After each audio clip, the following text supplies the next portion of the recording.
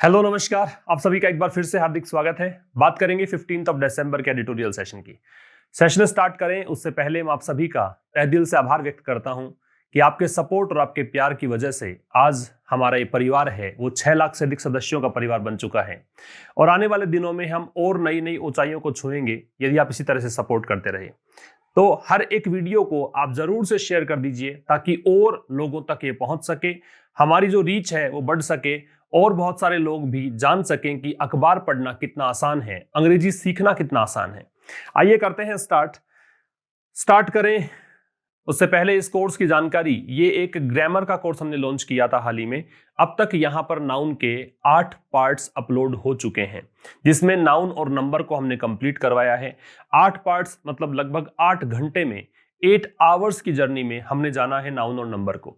अभी हम आज की जो क्लास होगी यहां पर अपलोड होगी, वहां पर नाउन और केस के विषय में बात करने वाले हैं। तो बहुत ही गहनता से हर एक चीज को समझते हुए हम आगे बढ़ रहे हैं।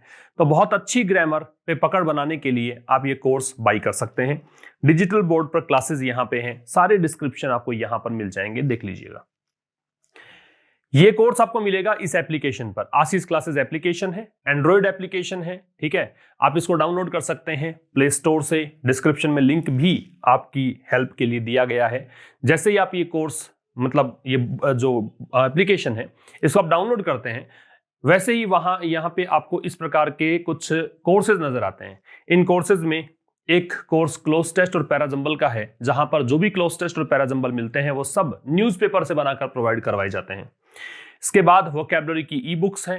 एयरफोर्स और नेवी के बच्चों के लिए mock test papers e book के रूप में उपलब्ध हैं। ये वाला जो कोर्स है ये आपको पता ही है, काफी दिनों से काफी लंबी जर्नी रही है और 73rd बैच शायद हम स्टार्ट करने वाले हैं इसका वेंसडे को। नंबर मुझे एग्जैक्ट ध्यान नहीं है, लेकिन 70+ बैचेज अब तक यहाँ पे चल रहे हैं। तो 73rd बैच ये स्टार्ट होगा वेंसडे को। 2 सेशंस यहाँ पे पर डे मिलते हैं, दोनों का पीडीएफ आपको उपलब्ध हो जाता है। तो ये आप बाई कर सकते हैं एप्लीकेशन से। तो आइए करते हैं स्टार्ट आज का सेशन कॉमन एरर से। कॉमन एरर्स आपको पता ही है कि हम कॉमन एरर्स लेते हैं कहां से, जो आर्टिकल में पढ़ाता हूं, जो एडिटोरियल पढ़ाता हूं वहीं से। तो करें स्टार्ट और अंत तक जरूर देखिएगा, कहीं पर भी स्किप मत करना। अगर कोई चीज रिवाइज कर रहा हूं, पहले वाले सेशंस में आप देख चुके हैं, फिर भी आप उसको देखें। जितनी बार सुनोगे, जितनी बार देखोगे, जितनी बार पढ़ोगे, उतना ही ज्यादा अच्छे से आपको वो चीज समझ में आएगी। पहला क्वेश्चन देखिए क्या कहता है। The performance outline by prime minister Narendra Modi. Outline का मतलब एक प्रकार से बाहरी रूपरेखा तैयार कर देना। तो परफॉर्मेंस जिसको आउटलाइन किया गया, जिसकी थोड़ी सी जानकारी दी गई प्राइम मिनिस्टर नरेंद्र मोदी के द्वारा, ये परफॉर्मेंस वो प्रमुखतया प्राइमरीली या प्राथमिक रूप से निर्भर करती है। रेस्ट का मतलब निर्भर करना है, रेस्ट वर्ब के रूप में है यहां पे, इसका मतलब निर्भर करना है। अब आप ये समझिए कि यहां जो रेस्ट वर्ब है इसका सब्जेक्ट परफॉर्मेंस है। परफॉर्मेंस को देखकर यहां पे रेस्ट होना चाहिए, रेस्ट से काम नहीं चलेगा। तो आपका आंसर आएगा 2 नंबर। सब्जेक्ट ऑफ अग्रीमेंट से संबंधित ये क्वेश्चन था। नंबर 2 पे आए। The brief reduction global GHG, green house gases के लिए GHG का प्रयोग है। द ब्रीफ रिडक्शन, ब्रीफ का मतलब संक्षिप्त, रिडक्शन का मतलब कमी। इसमें वैश्विक रूप से ग्रीन हाउस गैसेज के एमिशंस में, एमिशन के बारे में थोड़ी सी जानकारी दे देता हूं। एमिशन वैसे अनकाउंटेबल है, अगर आप प्रोसेस पे जाते हो, एमिशन बनता है एमिट से। एमिट का मतलब होता है कि भाई सेंड आउट, बाहर भेजना, जैसे गैसेज बाहर निकलती है उसको बोलते हैं क्या, एमिशन। एमिशंस का मतलब क्या है, एमिशंस का मतलब वो अमाउंट, वो मात्रा जो कि बाहर निकलती है, जो एक मात्रा होती है, वो तो प्रोसेस है जो अनकाउंटेबल बता रहा हूं। और ये जो एमिशंस प्लूरल किया गया है ये काउंटेबल रूप में इसलिए आ रहा है क्योंकि ये मात्रा है, कितनी मात्रा में गैसेस बाहर निकली है, कितनी मात्रा में कोई चीज का एमिशन हुआ है, वो अमाउंट के लिए ये काउंटेबल बन जाता है। तो ग्लोबल GHG एमिशंस में जो छोटा मोटा जो रिडक्शन हुआ है, ब्रोट अबाउट का मतलब कॉज्ड होता है, कॉज टू हैपन, किसी चीज के घटित होने का कारण बनना। वो किस कारण से हुआ है, वैश्विक महामारी के कारण। हैज गिवन, तो ये जो है चीज जो ब्रीफ रिडक्शन है, वैश्विक महामारी के कारण जो आया है रिडक्शन। वैश्विक महामारी के कारण कैसे आया, क्योंकि लॉकडाउन लग गया था तो वाहनों का चलना बंद हो गया है ना, कारखानों का चलना बंद हो गया। इस कारण से क्या है, ग्रीन हाउस गैसेज का एमिशन कम हुआ। तो इस ब्रीफ रिडक्शन ने क्या किया है, सभी देशों को एक अवसर दिया है। क्या अवसर दिया है कि वो अपने डेवलपमेंट ट्राजेक्टरीज को क्या कर सकते हैं, रिव्यू कर सकते हैं। तो कौन रिव्यू कर सकता है, सभी के सभी देश। चूंकि देश यहां पे प्लूरल है तो फिर इट्स नहीं आएगा, यहां पे देयर का प्रयोग होना चाहिए। आपका आंसर 2 नंबर होगा। तीसरे की अगर बात करेंगे तो at the recent summit, summit का मतलब आप शिखर वार्ता कह दीजिए, मीटिंग कह दीजिए। तो हाल ही में जो मीटिंग हुई है, mister Modi to credit for expansion of forest, mister Modi ने श्रेय लिया है उसका कि हमने वनों का विस्तार किया है। Which according to the national pledge, national pledge राष्ट्रीय प्रतिज्ञा, प्लेज का मतलब प्रतिज्ञा, स्कूल में प्लेज ली होगी ना आपने, है ना, स्कूल में प्लेज करवाया करते थे, प्रेयर होती थी, वो दिन याद करिए। और काफी सारे बच्चे स्कूल के भी जुड़े हैं, उनको अच्छे से पता है। तो नेशनल प्लेज, तो कह रहा है कि रिसेंट समिट में मिस्टर मोदी ने श्रेय लिया है फॉरेस्ट के एक्सपेंशन का, जो कि नेशनल प्लेज के अनुसार पेरिस एग्रीमेंट के तहत will serve as a carbon sink, वो पूरा करेगा। सर्व का मतलब एक तो होता है सर्व सेवा करना, एक सर्व का मतलब होता है फुलफिल करना, वो पूरा करेगा क्या, कार्बन सिंक का जो लक्ष्य है, सिंक का वैसे डूबना होता है, लेकिन यहां पे सिंक का मतलब कार्बन की मात्रा कम कर देना। कहां तक, 2.5 बिलियन से 3 बिलियन टन तक ऑफ कार्बन डाइऑक्साइड, किसकी, कार्बन डाइऑक्साइड की इक्विवेलेंट, इक्विवेलेंट का मतलब होता है समान, सिमिलर। कब तक, 2030 तक, 2030 तक का लक्ष्य है कि इतने से इतनी मात्रा कम हो जाएगी। तो तक के अर्थ में समय के लिए आप बाई का प्रयोग करते हैं, 4 नहीं लगा सकते हैं। आपका आंसर क्या होना चाहिए, 3 नंबर होना चाहिए। समझ में आ रही है बात। तो ये तो आपके हो गए कॉमन एरर्स के क्वेश्चंस। अब हम स्टार्ट करेंगे आज का एडिटोरियल। टाइटल है green over brown. Green over brown, अगर आप थोड़ा सा पूरा नहीं पढ़ेंगे, ये आर्टिकल है, और सीधा अंदाजा लगाना चाहेंगे बिना कोई विषय वस्तु को जाने, तो फिर आप गलत अर्थ निकालोगे। ग्रीन का मतलब हरा, ब्राउन का मतलब भूरा। कलर के नेम्स जो हैं, तो ये कलर के नेम्स ना हो के ग्रीन एनर्जी सोर्सेज हैं, और ऐसे ही ब्राउन एनर्जी सोर्सेज हैं। ग्रीन एनर्जी सोर्सेज का मतलब क्या है, ऐसे ऊर्जा के स्रोत जो कि ग्रीनरी को सपोर्ट करते हैं, जो हरियाली को सपोर्ट करते हैं। जैसे कि मैं कहूं कि सोलर एनर्जी है ना, विंड एनर्जी है, पवन ऊर्जा के स्रोत हैं, सोलर एनर्जी के स्रोत हैं, वो सब। ब्राउन का मतलब है फॉसिल फ्यूल से संबंधित जीवाश्म ईंधन को जलाना, जैसे कि ऑयल है, कोयला है, ये सब आते हैं इसमें। तो यहां पे क्या कहना चाह रहा है कि तवज्जो देनी है, प्रेफरेंस देनी है, प्रायोरिटी देनी है किसको, ग्रीन एनर्जी के सोर्सेज को। किस पर, ब्राउन एनर्जी के सोर्सेज पर। तो जो फॉसिल फ्यूल्स है उसकी जगह किसका इस्तेमाल करो, सौर ऊर्जा के जो भी तकनीक है, टेक्निक्स है, उनका इस्तेमाल करो, पवन ऊर्जा का उपयोग करो। ये सब बातें यहां पे आपको देखने को मिलेगी। तो कुल मिला के क्लाइमेट विषयक ये एक आर्टिकल है। तो आइए स्टार्ट करते हैं और जानते हैं क्या कुछ खास है, कौन कौन से वर्ड सीखने वाले हैं, कैसे ट्रांसलेशन होता है, कैसे ग्रामर अप्लाई होती है, कैसे किसी भी मुश्किल चीज को आसान बनाया जाता है। इंडिया अजर्टेड, अजर्ट का मतलब होता है क्लेम करना, दृढ़ता से, बड़ी ही मजबूती से कोई बात कहने को क्या बोलते हैं, अजर्ट। तो भारत ने दृढ़ता से कहा, कहां पर, at the virtual climate ambition summit. Virtual का मतलब इंटरनेट पर, मतलब कहें कि वीडियो कॉन्फ्रेंसिंग के जरिए, यो कहें कि भाई ये जो एक समिट हुई है वो फिजिकली वहां पे मेंबर्स मौजूद नहीं थे, रिप्रेजेंटेटिव देशों के मौजूद नहीं थे, बल्कि ये इंटरनेट के माध्यम से मीटिंग की गई है। जैसे कि जूम एक माध्यम है, जूम के सहायता से हम लोग वीडियो कॉन्फ्रेंसिंग कर सकते हैं, है ना, ऐसे बहुत सारे हैं, गूगल मीट भी होता है और बहुत सारे प्लेटफॉर्म है। वैसे ही तो भारत ने यहां पे दृढ़ता से दावा किया है, कहां पर, वर्चुअल क्लाइमेट, ये जो एम्बिशन समिट है, ये तो नाम मान लीजिए। तो क्लाइमेट एम्बिशन समिट जो है, जो कि वर्चुअली ऑर्गेनाइज की गई थी, यहां पर भारत ने दावा किया है। अब बीच में इसने क्या किया, देखो एडिटोरियल का स्टाइल या फिर न्यूज़पेपर में या मैगजीन में आप देखते हैं तो लंबे सेंटेंसेस बनाने का जो चलन है वो कैसे है। थोड़ा सा परिचय इस समिट के बारे में। ये समिट को कन्वीन की गई, कन्वीन का मतलब होता है मीटिंग आयोजित करना, ठीक है। तो इस मीटिंग को कन्वीन, को लग गया मतलब ये मतलब कह सकते हो कि साथ में आयोजित की गई है। को कन्वीन मतलब इसमें और भी लोग शामिल थे, जैसे एक अकेले के द्वारा ना करके किसी के द्वारा साथ में मिलकर आयोजित की गई, उसको कहते हैं। तो ये को कन्वीन की गई किसके द्वारा, यूएन के द्वारा। यूएन क्या है, यूनाइटेड नेशंस, उसके द्वारा। किस लिए की गई, to mark 5 years of the Paris agreement.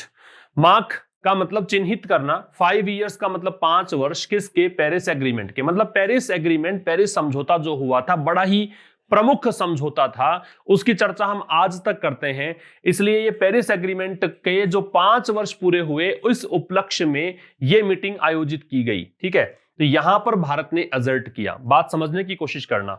यहां पे भारत ने अजर्ट किया, क्या अजर्ट किया, वो सीधा देखो यहां पे जुड़ रहा है, इससे आगे बात शुरू हो जाएगी। क्या भारत ने दावा किया था, क्या बात मजबूती से भारत ने कही थी। बीच में जो बातें हैं वो कह रहा है कि भारत ने असर्ट किया वर्चुअल क्लाइमेट एम्बिशन समिट में, ये समिट जो है यूएन के द्वारा को कन्वीन की गई, मतलब साथ में यह आयोजित की गई, किस लिए? पेरिस एग्रीमेंट के जो 5 साल पूरे हो गए उस वर्षगांठ को मनाने के लिए। उस उपलक्ष्य में क्या कहा? It is well on its way. It किसके लिए है? भारत के लिए। इज भारत है, वेल ऑन इट्स वे मतलब भारत अपने राह पर है। वेल लगा रखा है मतलब बिल्कुल पॉजिटिव वे में कह रहा है कि भारत ने दावा किया कि भारत अपने रास्ते पर है, भारत बिल्कुल अपने राह पर है। किस राह पर?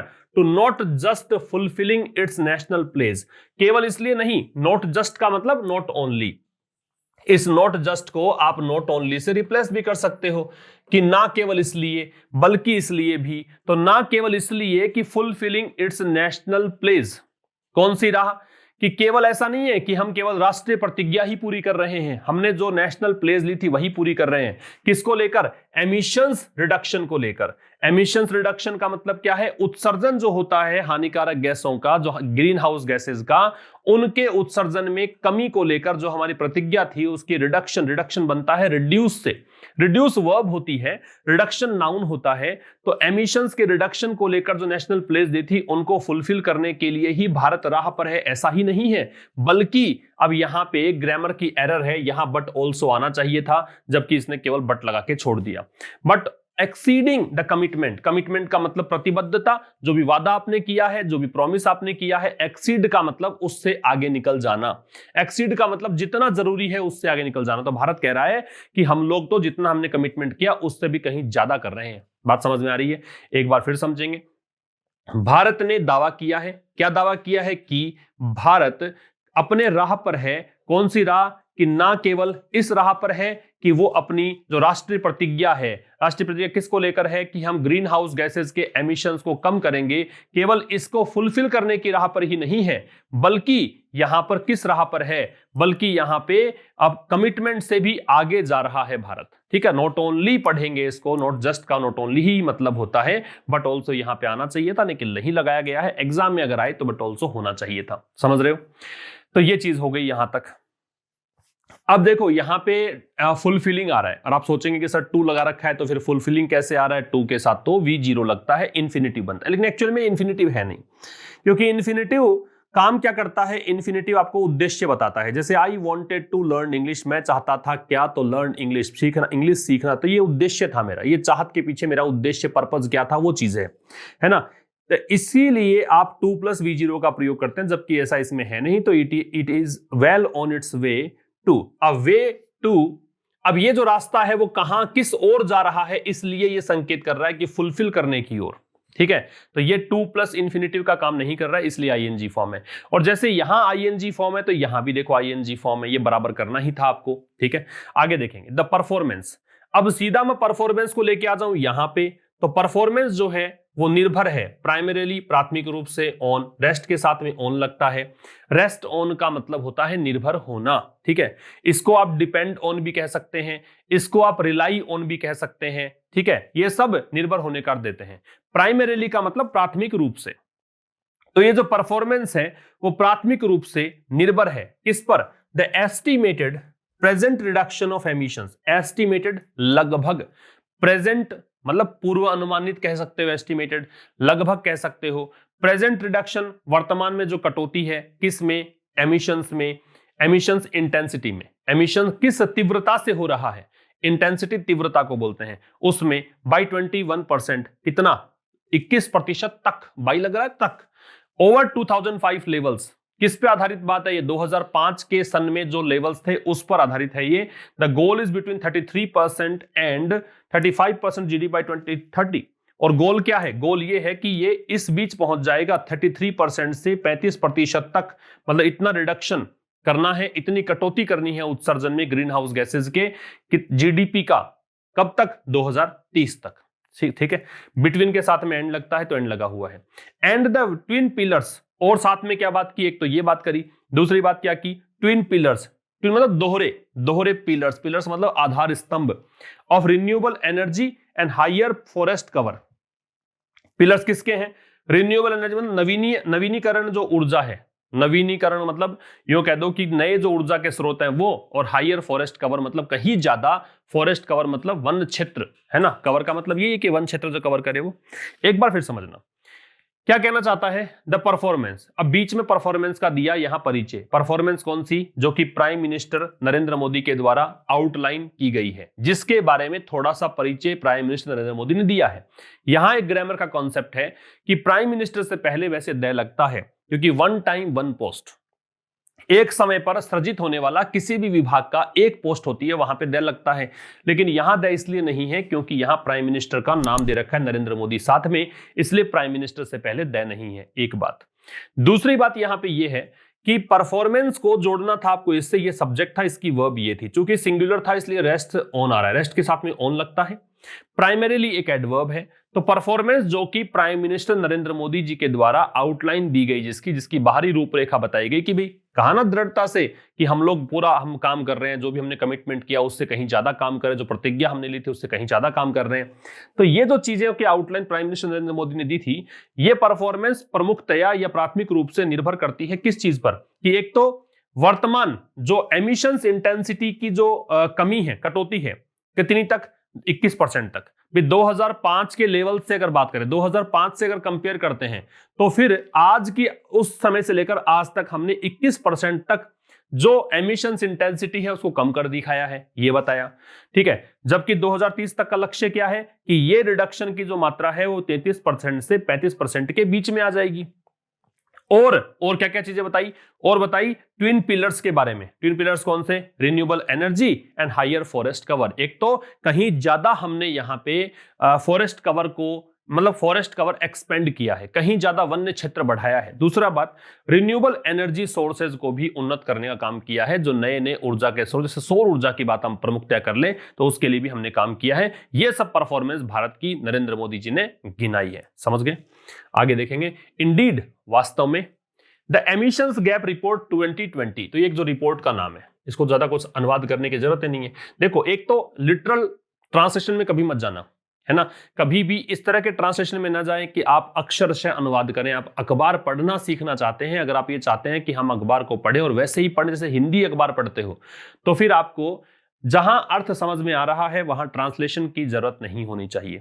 तो ये तो रिपोर्ट का नाम है। तो 2020 की जो रिपोर्ट है, ये एमिशंस गैप रिपोर्ट है। एमिशंस गैप रिपोर्ट में क्या था कि एमिशन का कितना कमिटमेंट आपने किया था कि हम रिडक्शन करेंगे और कितना आप कर पाए। जैसे आपने कहा कि हम 20% तक कमी कर देंगे, आप कर पाए कितनी? 18% तक। तो कितना गैप रह गया? 2% का रह गया गैप। तो ये जो रिपोर्ट थी इस प्रकार गैप बताती है। ठीक है, ऑफ द यूएनईपी। ठीक है, यूएनईपी का नाम है। तो यूएनईपी के इस रिपोर्ट के अनुसार इंक्लूड्स, तो ये जो रिपोर्ट है जो यूएनईपी ने जारी की है, इस रिपोर्ट में इंक्लूड है, शामिल है क्या? भारत भी।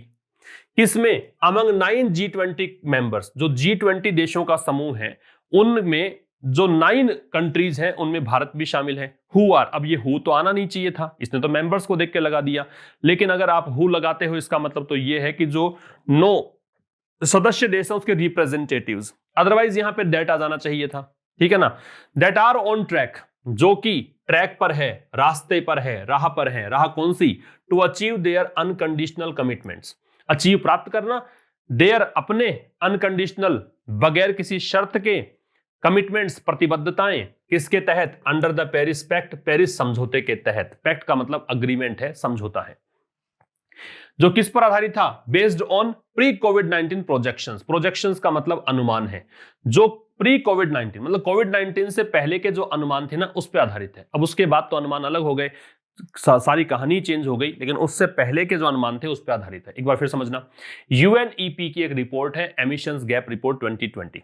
उसके अकॉर्डिंग उस रिपोर्ट में भारत शामिल है, और भारत G20 के जो 9 सदस्य देश हैं उनमें है, जो कि अब वो सदस्य देशों की बात है, members who are on track. अब ये हु नहीं आना चाहिए था, मैं रिपीट कर देता हूं, हु का प्रयोग पर्संस के लिए करते हैं, यहां नहीं कर सकते। तो वो मेंबर्स जो कि ट्रैक पर हैं, जो उस राह पर हैं, वो 9 सदस्य देश जो राह पर हैं अपने अनकंडीशनल कमिटमेंट्स को पूरा करने के लिए, बगैर किसी शर्त के, जो उन्होंने प्रतिज्ञाएं की थी, जो वादे किए थे, प्रतिबद्धताएं दर्शाई थी, उनको पूरा करने के लिए। और प्रतिबद्धताएं किसके तहत दर्शाई थी? पेरिस एग्रीमेंट के तहत, जो 5 साल पहले हुआ था। ठीक है।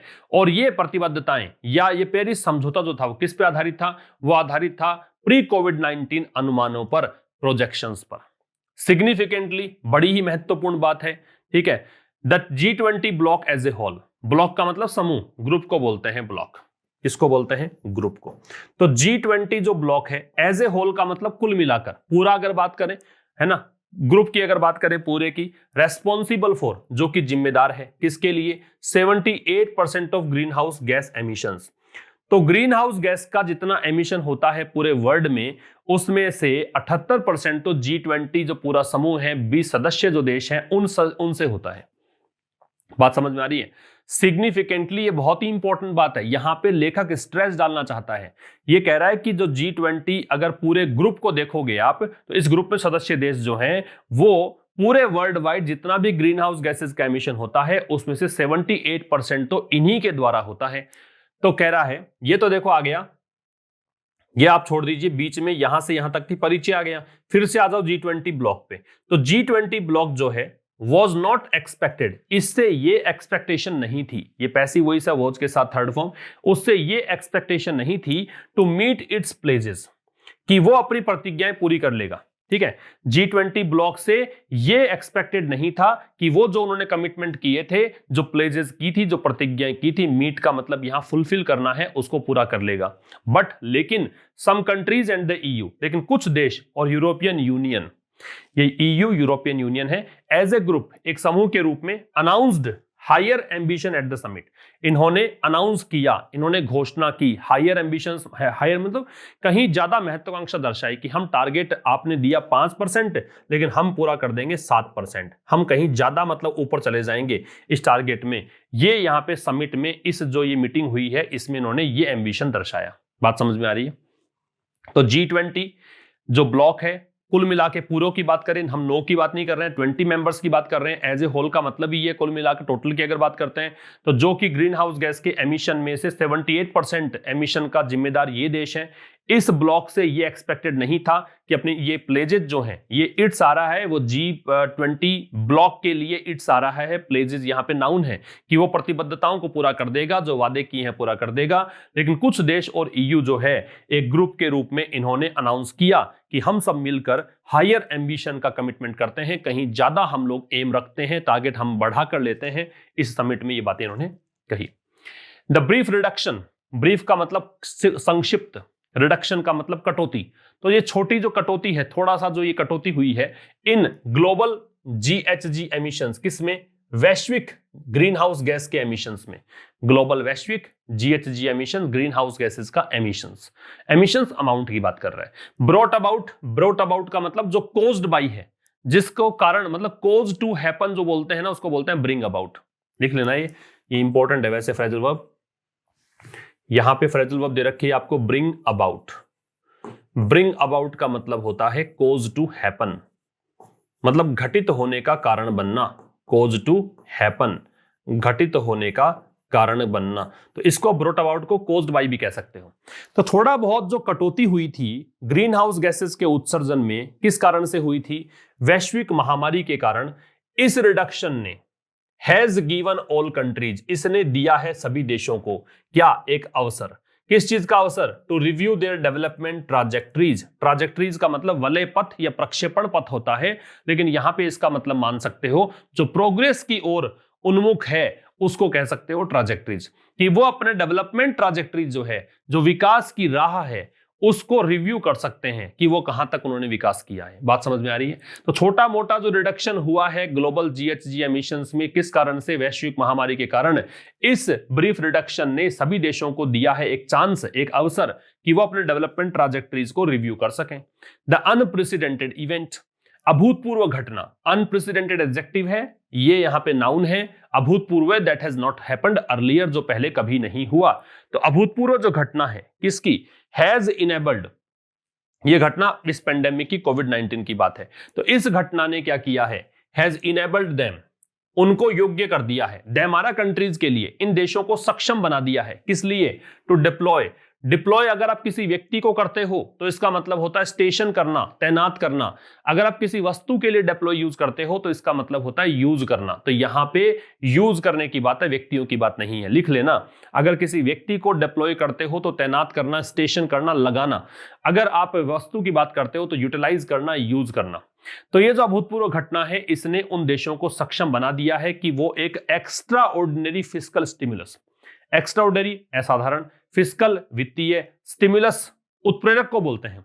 स्टिमुलस का मतलब हो गया कि कोई भी ऐसी चीज जो कि आपको सपोर्ट करेगी, आपको पुश करेगी, है ना।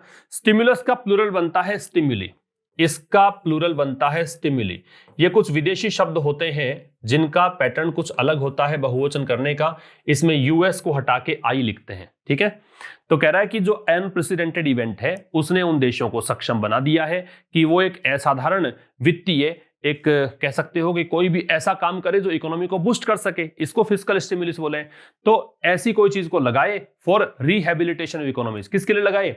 अर्थव्यवस्थाओं को फिर से रिस्टोर करने के लिए। रिहेबिलिटेशन वैसे होता है पुनर्वास, जैसे रिहेबिलिटेशन सेंटर होते हैं कि कोई व्यक्ति नशा पता करता है और उसके कारण उसकी स्थिति खराब हो गई है तो फिर रिहेबिलिटेशन सेंटर में उसको एडमिट किया जाता है, फिर से उसको पहले वाले जो स्थिति थी उसमें लौटाया जाता है। उसको रिकवरी बोलते हैं एक प्रकार से, है ना। तो रिकवरी कह दो।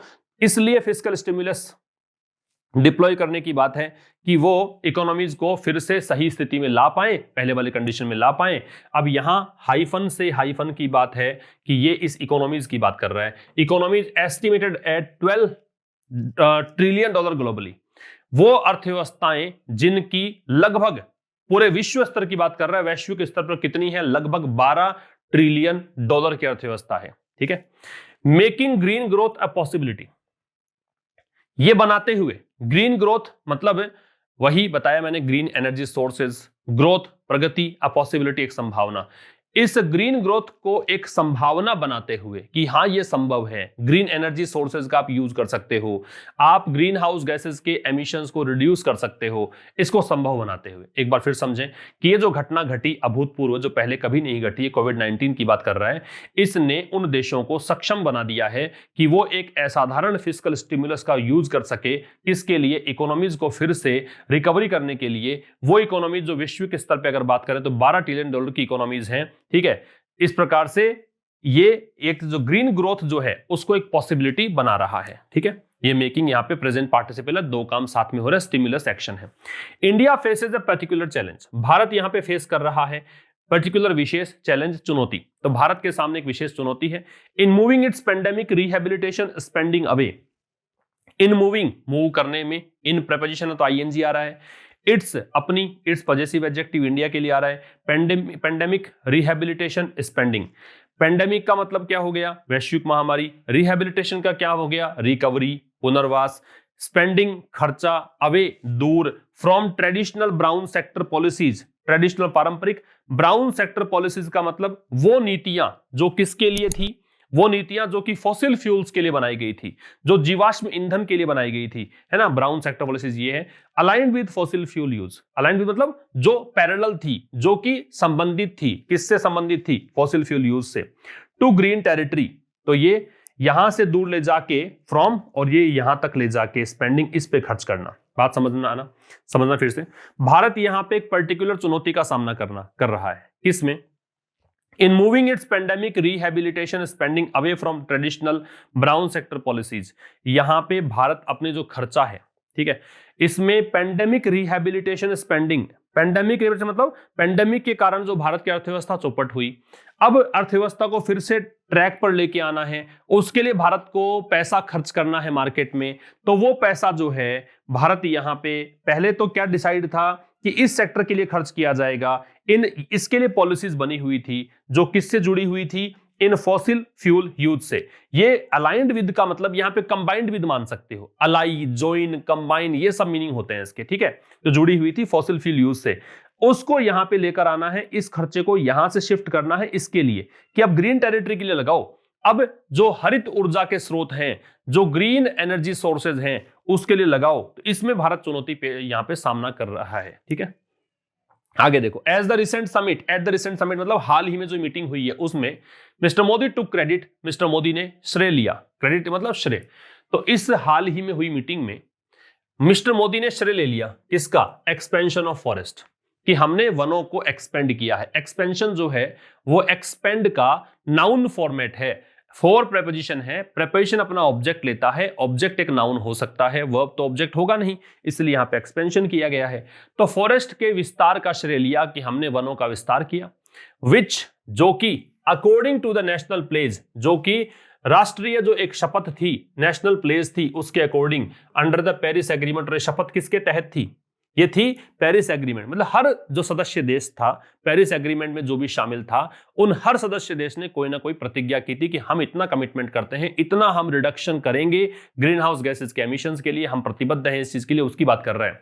तो जो कि पेरिस एग्रीमेंट के तहत जो भारत ने शपथ ली थी उसके according will serve as a carbon sink, वो पूरा करेगा या फिर वो काम आएगा किस रूप में? कार्बन सिंक के रूप में। सिंक का मतलब वैसे डूबना होता है, कार्बन सिंक का मतलब यहां पे है कार्बन की मात्रा कम कर देना। कितनी? Of 2.5 billion to 3 billion tonne, कि 2.5 बिलियन से 3 billion tonne of carbon dioxide equivalent. Equivalent का मतलब के समान, इसका मतलब सिमिलर कह सकते हो आप। इसके सिनोनिम्स अगर आप करेंगे तो सिमिलर कह सकते हो, इसी के सिनोनिम में आप आइडेंटिकल कह सकते हो, सिमिलर, आइडेंटिकल, ठीक है। समान को बोलते हैं, इक्वल भी कह सकते हो। कार्बन डाइऑक्साइड के समान कब तक? बाई 2030, ये प्रश्न दिया था मैंने 2030 तक, है ना, ये कॉमन एरर में डिस्कस किया था, एक बार फिर समझना। तो मिस्टर मोदी ने श्रेय ले लिया इस समिट के अंदर कि हमने वनों का विस्तार किया है।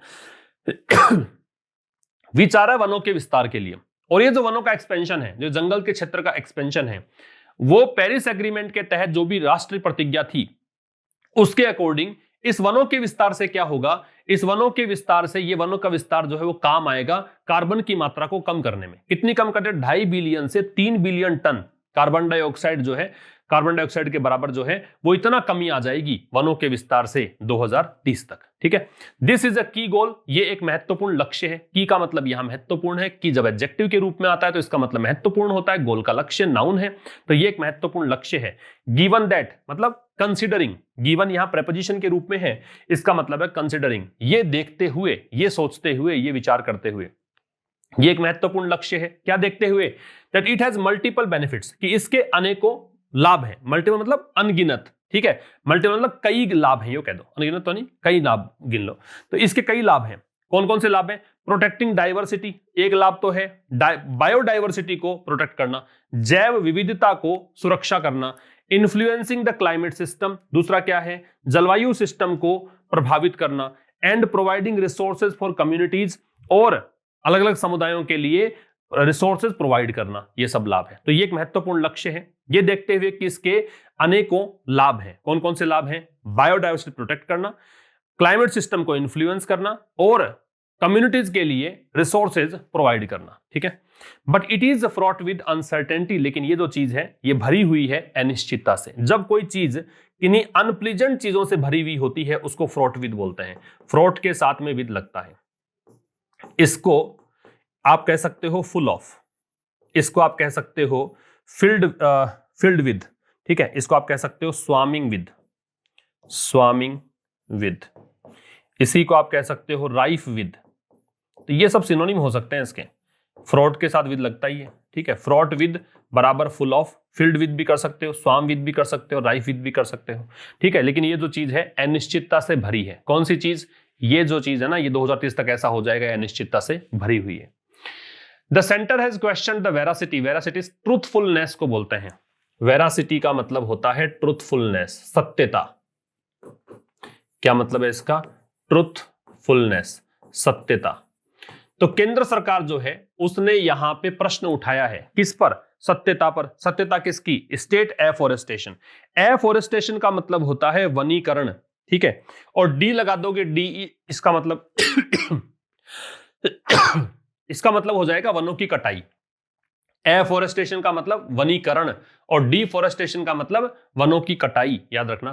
तो कह रहा है कि केंद्र सरकार ने क्वेश्चन मार्क लगाया है कि स्टेट एफॉरेस्टेशन डेटा, कि राज्यों ने जो वन के आंकड़े या वनीकरण के जो आंकड़े प्रस्तुत किए हैं वो सही हैं या नहीं, इस पे क्वेश्चन मार्क लगाया है, संदेह जताया है, एंड सेड और कहा है। अब यहां पे दैट लगा सकते थे आप, क्या कहा है, लेकिन दैट लगाने की जरूरत नहीं है, ये अंडरस्टूड है। ये कहा है कि only a fourth of the claims, ये कहा है कि जो भी दावे किए गए थे स्टेट्स के अंदर, जो भी दावे किए गए हैं उनमें से केवल 1/4 वो दावे जो दे मेड, दे स्टेट्स के लिए है, जो उन्होंने बना किए थे, वो 1/4 जो दावे थे वर डीम्ड, उनको माना गया क्रेडिबल, विश्वसनीय। क्रेडिबल विश्वसनीय, डीम का मतलब कंसीडर करना, मानना। डीम से मतलब क्या है, कंसीडर, मानना। डीम से मतलब है कंसीडर, मानना। ठीक है, एक बार फिर समझना। कह रहा है कि केंद्र सरकार ने राज्यों के द्वारा जो वनीकरण के डेटा प्रस्तुत किए गए हैं उनकी सत्यता पर क्वेश्चन मार्क लगाया है और कहा है कि जो भी दावे उन स्टेट्स ने किए हैं, ये देखो देखकर मेड है, उनमें से 1/4 दावे मान लो किए 10, एक एग्जाम्पल दे रहा हूं, उसके 1/4 2.5 हो गया, 2.5 है ना, दावे कर दिए 12, तो 1/4 दावे कितने हो गए, 3 दावे। ठीक है, तो उनमें से 1/4 दावे हैं वही केवल विश्वसनीय थे, क्लियरली, स्पष्ट रूप से, विदाउट ए कोहेसिव पॉलिसी। कोहेसिव का मतलब यूनाइटेड, बिल्कुल स्टिकिंग टुगेदर, साथ साथ मिलकर। तो कह रहा है कि स्पष्ट रूप से बिना किसी यूनाइटेड होकर, बिना किसी कह सकते हो कि एकजुट होकर नीति बनाए बगैर, ऑन वेरीफिएबल एफोरेस्टेशन, कैसा वनीकरण, जो कि वेरीफिएबल हो, जो वेरीफाई करने योग्य हो, जो कि अटेस्ट करने योग्य हो। ठीक है, वेरीफाई करने योग्य को वेरीफिएबल एडजेक्टिव है क्योंकि ABLE आ रहा है। द कार्बन सिंक अप्रोच, तो कार्बन सिंक जो अप्रोच है, जो आप कार्बन को कम करने की अप्रोच अपना रहे हो, ये हो सकता है, मैं पॉसिबिलिटी बता रहा है। यील्ड, यील्ड का मतलब प्रोवाइड करना है, गिव देना है, वैसे यील्ड का मतलब घुटने टेकना भी होता है, लेकिन यहां पे है प्रोवाइड करना। पुअर डिविडेंड्स, पुअर का मतलब खराब है, गरीब नहीं है, खराब है, अलग अलग कंटेक्स्ट में अलग अलग अर्थ देता है वर्ड। डिविडेंड्स का मतलब लाभ है ना, वो मतलब हो सकता है कि खराब परिणाम निकाल कर दे, खराब चीजें, मतलब कहें कि रिजल्ट बहुत ही बुरा रहे उसका। ठीक है, तो स्पष्ट रूप से अगर आपके पास कोहेजिव पॉलिसी नहीं है, अगर आपके पास कोई यूनाइटेड पॉलिसी नहीं है, अगर आपके पास कोई कोहेरेंट पॉलिसी, तर्क संगत कोई पॉलिसी नहीं है, कई मीनिंग होते हैं कोहेजिव के, यूनाइटेड होता है, स्टिकिंग टुगेदर होता है, कोहेरेंट होता है, एक लॉजिकल कह सकते हो, किस चीज को लेकर, वेरीफिएबल एफोरेस्टेशन को लेकर, ऐसे वनीकरण को लेकर जो वेरीफिएबल और वेरीफाई करने योग्य हो। तो कार्बन सिंक अप्रोच जो है, उसके बगैर कार्बन को कम करने की जो आपकी अप्रोच है, जो आप एक टेक्निक या मेथड अपना रहे हो, वो हो सकता है कि रिजल्ट आपको अच्छे लाकर नहीं दे। With questions hanging over the spending, कारण क्या है, क्योंकि खर्चे को लेकर जो प्रश्न है वो प्रश्न हैंगिंग है। हैंगिंग का मतलब क्या होता है, मंडरा रहे हैं उस पे, हैंग ओवर का मतलब किसी चीज पर मंडराना, तो मतलब इस पे कुछ क्वेश्चंस लटके हुए हैं, हैंग कर रहे हैं। वो क्वेश्चंस क्या है, स्पेंडिंग की, कितना खर्चा आप कर दोगे। ठीक है, तो खर्चे को लेकर जो क्वेश्चंस है उसके साथ। Achieving 100 gigawatts of solar power capacity, achieving प्राप्त करना, जेरेंड है, क्योंकि मैंने इसको अंडरलाइन किया है और रेड कलर में दिया है, इसका मतलब ये सब्जेक्ट है, और जब सब्जेक्ट आईएनजी फॉर्म में होता है, इट मींस आप ये कह सकते हो कि वो जेरेंड है, और जेरेंड है इसका मतलब यहां पे आप मान के चलना कि सब्जेक्ट है और इसकी वर्ब आपको दे रखी है ये वाली, और जेरेंड को देखकर जो वर्ब लगाओगे वो सिंगुलर ही आती है। Achieving 100 gigawatts of solar power capacity, ये प्राप्त करना, क्या, 100 गीगावाट की सोलर पावर कैपेसिटी, सौर ऊर्जा क्षमता, within the overall renewable goals, goal किसके तहत, किसके भीतर, भीतर, विद इन का मतलब के भीतर, किसके भीतर, जो कुल मिलाकर आपको रिन्यूएबल्स का गोल है कि ये ऊर्जा के नए स्रोत हैं और इन नए स्रोतों से हमें इतनी एनर्जी प्राप्त करनी है, उन सभी में इतना गीगावाट का सोलर पावर कैपेसिटी अचीव करना, उसके लिए किससे, फ्रॉम 36 गीगावाट, नाउ अभी कितनी है, 36 गीगावाट ही है, बढ़ा के कितना करना है, 100 गीगावाट। इसके लिए, इसको अचीव करने के लिए नीड्स, जरूरत है किसकी, स्टीप स्केल अप। स्टीप का मतलब काफी तेज, काफी शार्प, स्टीप का मतलब है शार्प, और स्केल अप का मतलब है, स्केल अप का मतलब बढ़ोतरी, इंक्रीज, इसका मतलब है इंक्रीज, या फिर स्टेप अप भी कह सकते हो। तो इसके लिए जरूरी है कि बहुत तेज बढ़ोतरी हो। दैट मस्ट एक्टिवली प्रमोट, और वो बढ़ोतरी जो कि एक्टिवली, सक्रिय रूप से प्रमोट करे, निश्चित प्रमोट करे, मस्ट आ रहा है, मतलब ये सर्टेनिटी, ऑब्लिगेशन है कि जरूर से जरूर प्रमोट करे, किसको, रूफटॉप सोलर इंस्टॉलेशन, मतलब इसके लिए आपको छतों पर सोलर जो इंस्टॉलेशन है वो करवाने पड़ेंगे, सौर ऊर्जा की प्लेट्स लगवानी पड़ेगी, इसके लिए काम करना पड़ेगा। एक बार फिर समझना कि आप चाहते हो कि आज जो वर्तमान में 36 गीगावाट एनर्जी पावर कैपेसिटी है, उसको आप लेकर जाओ 100 गीगावाट तक, है ना, जो वर्तमान रिन्यूएबल जो गोल है उसी के अंदर अगर आप चाहते हो ये, तो फिर इसके लिए जरूरत पड़ेगी कि आप तेज गति से बढ़ोतरी करें, है ना, स्केल अप करें इस प्रोसेस को। इसके लिए क्या जरूरत पड़ेगी, रूफ टॉप इंस्टॉलेशन जो है, सोलर इंस्टॉलेशन है, उसको जरूरत पड़ेगी कि आप एक्टिवली इसके लिए काम करें। There is little evidence, evidence साक्ष्य सबूतों को बोलते हैं, अनकाउंटेबल होता है, एविडेंसेस नहीं होता है। लिटिल लगाया है इसका मतलब नो लगा सकते हो इसका मतलब, क्योंकि इससे पहले ए या दे नहीं है तो नेग्लिजिबल के रूप में इसको पढ़ोगे, नगण्य के रूप में लोगे तो नो लगा दीजिए। देयर इज नो एविडेंस, कोई प्रमाण नहीं है, कोई सबूत नहीं है that this is a high priority for most states, कि ये कहीं ज्यादा मतलब कहें कि उच्च प्राथमिकता है अधिकांश राज्यों के लिए, इसके कोई सबूत नहीं है। नेगेटिव हो गया, मतलब अधिकांश राज्य ऐसा ही सोचते हैं, अधिकांश राज्यों को मतलब ही नहीं है इस चीज से कि उनको 100 गीगावाट की एनर्जी कैपेसिटी विकसित करनी है, ये रूफटॉप इंस्टॉलेशन का काम करवाएंगे। ये अधिकांश राज्यों का हाल यही है कि उनकी ये कोई हाई प्रायोरिटी नहीं है, ये ज्यादा मतलब प्राथमिकता से इस चीज को नहीं ले रहे हैं। ट्रांसपोर्ट रिलेटेड एमिशंस, ट्रांसपोर्ट मतलब गाड़ियों से, परिवहन से, ये जो गाड़ियां होती हैं रोड पर चलने वाली, जो ट्रांसपोर्ट संबंधी जो भी एमिशंस हैं, उनसे होने वाले जो भी उत्सर्जन हैं ग्रीन हाउस गैसेज के या फिर हानिकारक गैसों के, which are a major component, जो कि अभी विचार है इसके लिए, जो कि एक मुख्य कंपोनेंट है ऑफ द होल, कुल जो मात्रा है उसका। होल से पहले द आता है, याद रखना, होल के पहले द आएगा, जबकि ऑल के बाद में द आएगा। ऑल अपने बाद में दे लेता है, होल अपने पहले दे लेता है, ठीक है। ट्रांसपोर्ट रिलेटेड जो एमिशंस है, मतलब जो कुल एमिशन होता है उसका बहुत बड़ा एक भाग होता है ट्रांसपोर्ट से होने वाला एमिशन, ठीक है। हैव रीजन, रीजन बढ़ चुका है, राइज रोज रीजन एमिशंस को देखकर है, ये एमिशंस जो है बढ़ चुके हैं शार्पली, काफी ज्यादा इन द अनलॉक फेज। किस में, अनलॉक फेज में, वो चरण जब लॉकडाउन को धीरे धीरे हटाया गया, लिफ्ट किया गया उस दौर में। और अनलॉक फेज किसका था, इस वैश्विक महामारी का। कारण क्या है, क्योंकि लोग जो हैं अब प्रेफर कर रहे हैं पर्सनल व्हीकल्स, क्योंकि पेंडेमिक के डर से लोग बसों में यात्रा नहीं कर रहे, ट्रेन में यात्रा करना पसंद नहीं कर रहे। उनकी प्राथमिकता है कि खुद के वाहन से वो यात्रा करें संक्रमण से बचने के लिए। But the issue received little support, लेकिन इस मुद्दे पर, इस मुद्दे को, कौन सा, ये जो मुद्दा है, इसको बिल्कुल भी सपोर्ट नहीं मिला। लिटिल आ गया फिर से, इसका मतलब नो, नेगेटिव हो गया, इसको कोई सपोर्ट नहीं मिला। किससे, स्टेट से। विच फेल टू रीऑर्डर सिटीज, कौन से स्टेट्स, तो विच आर स्टेट्स के लिए, वो स्टेट जो कि असफल रहे इसमें सिटीज को रीऑर्डर करने के लिए, फिर से व्यवस्थित करने के लिए। For cycling and pedestrianisation, cycling, cycle का कोई पथ बना दिया हो सिटीज ने, साइकिल चलाने को प्रमोट किया हो, या फिर पैदल चलने की जो प्रोसेस है उसको बोलते हैं पेडेस्ट्रियनाइजेशन, है ना। तो पैदल यात्रियों को सपोर्ट किया हो कि पैदल चलना चाहिए, ये सब सपोर्ट किया हो, उनके लिए कुछ व्यवस्थाएं की हो, ऐसा कोई स्टेट्स मतलब असफल रहे इन चीजों को करने में। एक बार फिर समझना, तो ट्रांसपोर्ट रिलेटेड जो एमिशंस हैं, जो कि महत्वपूर्ण एक कंपोनेंट है, घटक है, भाग है, कुल मिला के जो एमिशन है उनके, इसमें काफी तेज बढ़ोतरी हुई है इस दौर में, अनलॉक फेज में पेंडेमिक के, क्योंकि लोगों ने पर्सनल व्हीकल से प्रेफर किया है यात्रा करना। लेकिन ये जो मुद्दा है, इस मुद्दे को मतलब यहाँ पे काफी मतलब कम सपोर्ट मिला है राज्यों से, जो राज्य असफल रहे हैं सिटीज को पुनर्व्यवस्थित करने के लिए इन दो माध्यमों से। कि पर्सनल व्हीकल तो ये भी हो सकता था कि वो पैदल जाएं, साइकिल से यात्रा करें, लेकिन ऐसा नहीं है। लार्ज स्केल एग्रीकल्चर इंश्योरेंस, बड़े स्तर पर कृषि बीमा अगेंस्ट क्लाइमेट डिजास्टर्स। और किसके लिए कृषि बीमा चाहिए, अगेंस्ट का मतलब है कि इसके चलते, ठीक है, किसके चलते, क्लाइमेट डिजास्टर्स के चलते, जलवायु जो भी विभीषिकाएं हैं, आपदाएं हैं, उसके चलते। ऑल्सो नीड्स अटेंशन, इसको भी ध्यान देने की जरूरत है। तो ये इंश्योरेंस जो है इसको देखकर नीड्स आ रहा है, और नीड्स मैन वर्ब है, इससे पहले ऑल्सो है, मैन वर्ब से पहले ऑल्सो लगता है, ठीक है। तो बड़े स्तर पर इंश्योरेंस की बीमा किसके अगेंस्ट, क्लाइमेट डिजास्टर्स के अगेंस्ट, कि कहीं आपदाएं आ जाएं और कहीं आपदाओं के कारण कृषि चौपट हो गई तो उसमें बड़े स्तर पर कृषि बीमा होना चाहिए, इसकी भी ध्यान देने की जरूरत है।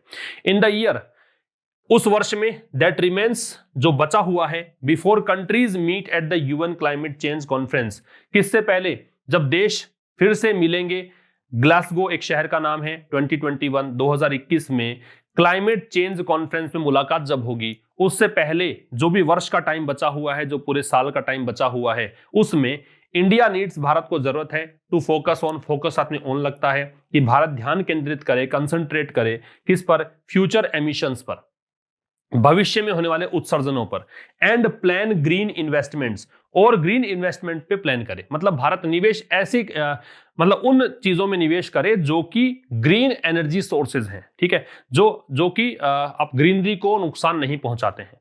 That qualify for global climate funding, और ये जो ग्रीन इन्वेस्टमेंट भारत अगर करेगा तो ये चीजें जो हैं वो भारत को ग्लोबल क्लाइमेट फंडिंग, मतलब एक क्लाइमेट फंडिंग भी है, सभी इकट्ठा करते हैं पैसा, देशों को दिया जाता है, तो उसको क्वालिफाई करने के लिए भारत को अधिकतम निवेश जो अपना है वो किस दिशा में करना पड़ेगा, ग्रीन इन्वेस्टमेंट्स की दिशा में यहाँ प्लान करना पड़ेगा भारत को। तो ये था आज का एडिटोरियल। बात करें इन मैच द कॉलम्स की, रेस्ट शब्द है, वर्ब के रूप में आया था, इसका मतलब रिलाई है, डिपेंड करना है, दोनों में ऑन लगता है तो एक नंबर को जोड़ेंगे डी से। दूसरा डिविडेंड है, डिविडेंड का मतलब लाभ होता है, प्रॉफिट होता है, तो जोड़ देंगे ए से। स्केल अप है, स्केल अप का मतलब है स्टेप अप या इंक्रीज, तो ई से जोड़ देंगे। फिर यील्ड है, यील्ड का मतलब होता है क्या, यील्ड का मतलब है प्रोवाइड करना, क्योंकि मैंने बताया था यील्ड का होने का तो घुटने टेकना, सकम या फिर गिव अप करना, सरेंडर, ये सब भी होता, लेकिन यहाँ पे प्रोवाइड करना था, तो आप जोड़ देंगे सी से। और स्टीप का मतलब काफी शार्प है, जो था ना स्टीप स्केल अप आया था, उसी को देखकर है, तो यहाँ पे बी। स्क्रीनशॉट आप इसका ले सकते हैं, फिर हम ट्रांसलेशन की बात करते हैं। तुम बहुत लड़ाकू हो, बेलिकोज बोलते हैं लड़ाकू को, यू आर बेलिकोज, बेलिकोज लड़ाकू, बहुत ही अग्रेसिव। मुझे चाय वाय नहीं पीनी, मुझे चाय नहीं पीनी, तो I don't have to take tea, चाय वाय नहीं पीनी, कई बार बोलते चाय शाय, चाय वाय नहीं पीनी, तो I don't have to take tea and all. मुझे पानी वाने नहीं पीना, I don't have to drink water and all. चाय के लिए ड्रिंक यूज नहीं करते, टेक यूज करते हैं, ठीक है। पानी के लिए ड्रिंक यूज कर सकते हो आप, तो टी एंड ऑल। मजाक मत करो, डोंट कट जोक्स, ठीक है। तो ये सब ट्रांसलेशन में था, ये आज का एडिटोरियल हुआ। अब हम मिलेंगे नाइट में, एक सेशन आपको मैंने कल से स्टार्ट किया है, फिर से फ्रंट पेज आर्टिकल, कल एशियन एज न्यूज़पेपर से आर्टिकल डिस्कस किया था, आज किसी और न्यूज़पेपर से कहीं से भी एक आर्टिकल हम डिस्कस करेंगे, तो नाइट में वो सेशन भी जरूर देखिएगा। और इस सेशन में मुलाकात होगी कल शाम 5 बजे, तब तक के लिए नमस्कार, थैंक यू वेरी मच।